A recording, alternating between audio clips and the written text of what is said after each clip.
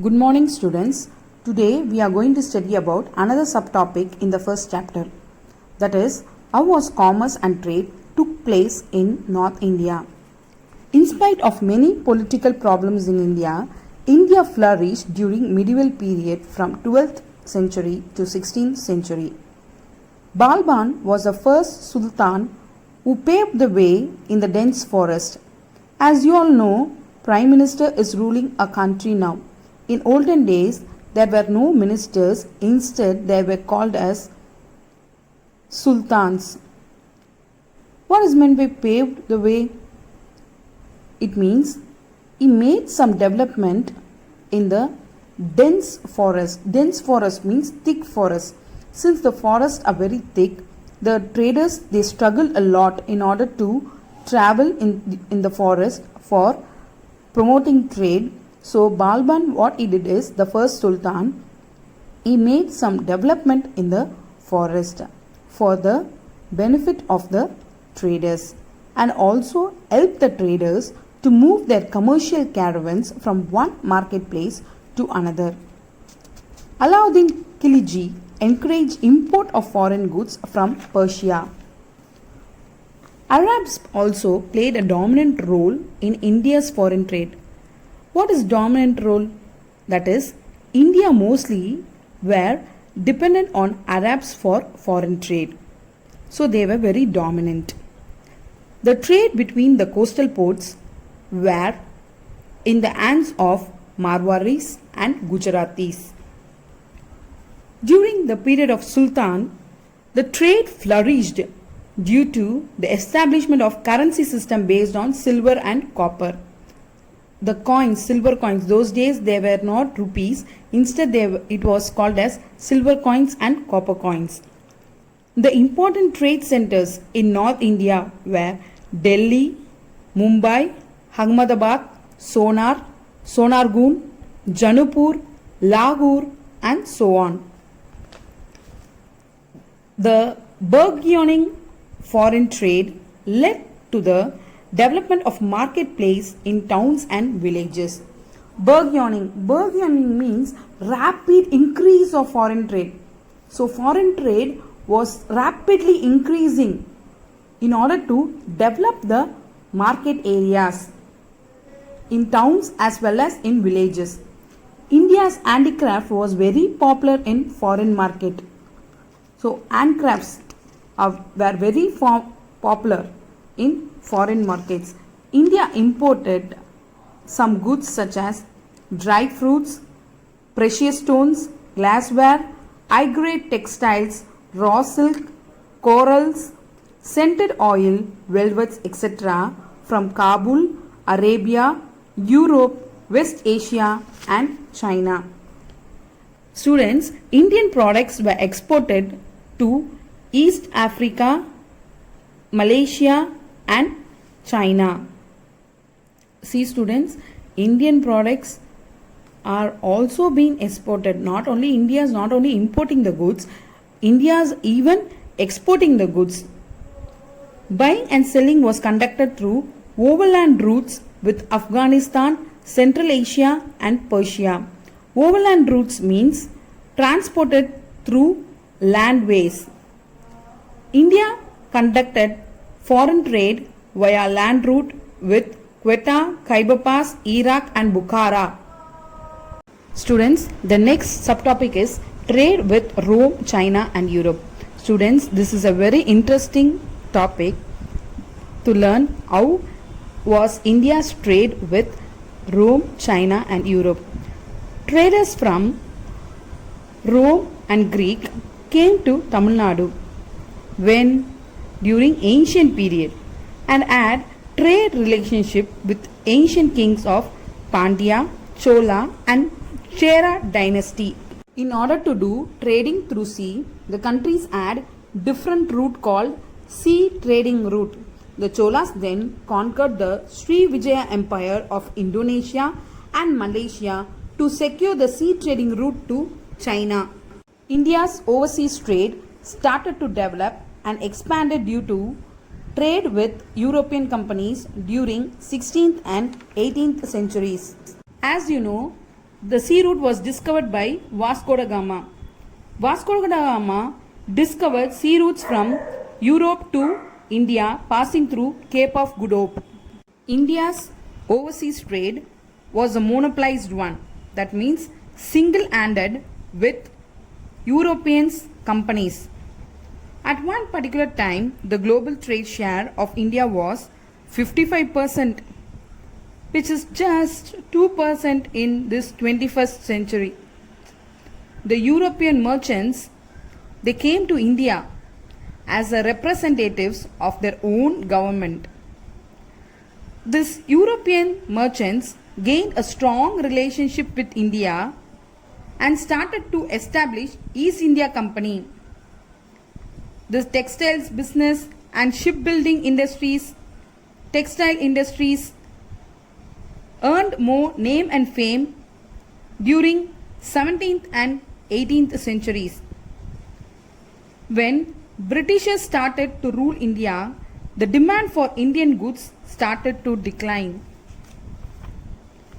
Between early 1600 and mid 19th century, the British East India Company, they led expansion and establishment of foreign trade all over Asia since they ruled India. This was how trade flourished in India during ancient days. Students, next we are going to discuss about barter system. As already said, before the invention of money, goods were exchanged for some other goods. It was known as barter system. There are three conditions for the working of barter system to be fulfilled. First condition, there should be surplus stocks. If only surplus stocks are available with the parties willing to exchange, then only barter system can take place. If not, barter system will not be possible. Second condition, coincidence of wants. The wants or the desire of each person willing to exchange must coincide. What is meant by coincide? Both the parties' desire to exchange the product must be exactly the same what each one is having. The third condition, buyer and seller should meet personally. Now, we are purchasing through online or we are going to shop directly to purchase things. But during those days, when barter system prevailed, exchange of goods was possible only when buyers and sellers come into direct contact. So, these are the three conditions, students. Only if these three conditions are fulfilled, barter system can be done effectively. Next, we are going to see about the constraints of barter system. Constraints means hindrances of barter system, or we can even tell it as difficulties of barter system. The first difficulty is lack of double coincidence of wants. What is meant by lacking? That is, the coincidence of wants will not be equal, will not be the same. For example, in the above picture, if you see, A is having banana and B is having apples. Now, A must be in want of apple and B must be in want of banana. This is called coincidence of wants. If suppose B is in want of rice and not banana, means in circumstance want of person B does not coincide. Hence, barter system will not be possible. Second difficulty is non-existence of common measure of value. While in exchange of goods for goods, it was very difficult to compare the value of articles. This is because in those days there was no weighing machine for measuring the quantity of the products. That made barter system impossible. Third difficulty, lack of direct contact between producers and consumers. In barter system, face-to-face meeting is essential. Since the geographical area of the world is spread widely, Each and every time, direct contact between the producers and consumers will not be possible since people are scattered in different places of the world. In such case, barter system will not be possible. Fourth difficulty, lack of surplus stock. It means absence of surplus stock. Students, absence of surplus stock was one of the hindrances in barter system. If the buyer and seller do not have surplus stock with them, barter system will not be possible. For example, in the above picture, a person is having bananas, 4 bananas, and person B is having 4 apples. If suppose the person having banana has only 2 bananas, means the person having 4 apples will not be ready to exchange the product with the person A. In this situation, barter system cannot take place. Students, that's all about the barter system, conditions and its difficulties. Students, next we are going to see about invention of money. All the foresaid difficulties in barter system was removed with the start of invention of money as a medium of exchange. After when money was introduced, goods were purchased for cash. Then too, there were so many hindrances in the flow of goods. Hindrances means what? Difficulties. The traders faced many hindrances in order to move the goods from the place of production to the place of consumption. Such hindrances like place hindrance, time hindrance, risk hindrance, knowledge hindrance, finance hindrance, and so on. These hindrances are explained further. Next, hindrances of commerce. The main objective of industry is to produce the goods and services in order to satisfy the consumer wants. What is the meaning of industry? Industry is a place where goods are produced. Students, making the produced goods to reach the hands of the consumers is the main goal of commerce, is the main object of commerce. That is, who are termed as consumers? Consumers are the persons who purchase the product in order to consume them daily. Those persons are called as consumers. Commerce serves as a valuable link between the producer and consumer. So commerce only links the two persons, that is producers as well as the consumers. Next, we'll see about the definition of commerce. Definition of commerce. The definition is as follows. The organized system for the exchange of goods and services between members of industrial world. Students, let me explain the meaning of this definition. Organized system means a system that is arranged orderly for making things possible for the exchange of goods and services. Exchange means what? Transferring of goods and services from the place of production to the place of consumption. Goods here denotes to physical objects that can be touched and felt. Services denotes to invisible activities that can only be experienced between whom? Between the producers and consumers of this industrial world. The world is full of buying and selling activities. So that only it is mentioned as industrial world. Friends, commerce acts as a connecting link between the producers and consumers. Commerce also comprises of all forms of trade such as wholesale trade, retail trade, import trade, export trade, and entrepreneurial services. Next comes the auxiliaries of trade. Auxiliaries means aids to trade. These are the activities which helps in trade such as banking, transport, warehousing, insurance and advertising. Students, now let me explain in short why banking, transport, warehousing, insurance, advertising are helpful for trade. Banking. Banks provide funds and also act as financial assistance for traders who need money for carrying on trade without any interruption. Next is transport.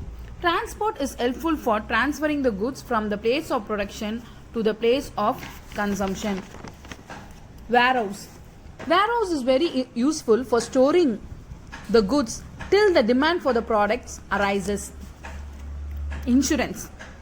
Insurance companies come forward to cover the risk of loss or damage occurred for the products due to fire, theft, deterioration, etc.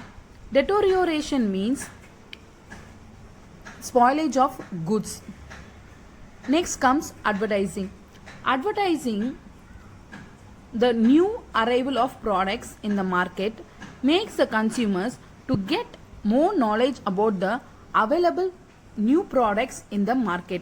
So advertising is very useful for the consumers in order to know the products that are more available and those are in more demand in the market. Students, that's all about invention of money, hindrances of commerce and definition of commerce. Students, please observe carefully, listen carefully, and if it is possible, take notes. Students, here is a picture for you of a bank, Central Bank of India. Take a glance of it. Next is a picture of various transports that helps the traders to move the goods from one place to another. Here is a picture of warehouse where the goods are stored and then being sent to the place of consumption. Here comes the insurance. One particular type of insurance is marine insurance, that is cargoes. If there is a loss, the insurance company will bear the loss. Next is a picture of advertisement. See how that person is advertising. Take a glance of it. Thank you, students. Students, have a look at this chart and take a deep note of it. Business consists of two aspects. One is industry, another is commerce. Industry is divided into three: primary, secondary and tertiary. Primary industry is divided into two: extractive industry and genetic industries. Secondary industry is divided into two: manufacturing industry and construction industry. Manufacturing industry is again divided into four: analytical, synthetical, processing and assembling. Next aspect is commerce. Commerce divided into two: trade and auxiliaries to trade. Auxiliaries means the aspect which helps the trade to be fulfilled. Trade is again divided into two: internal trade, external trade. Internal trade is again divided into two: wholesale trade and retail trade.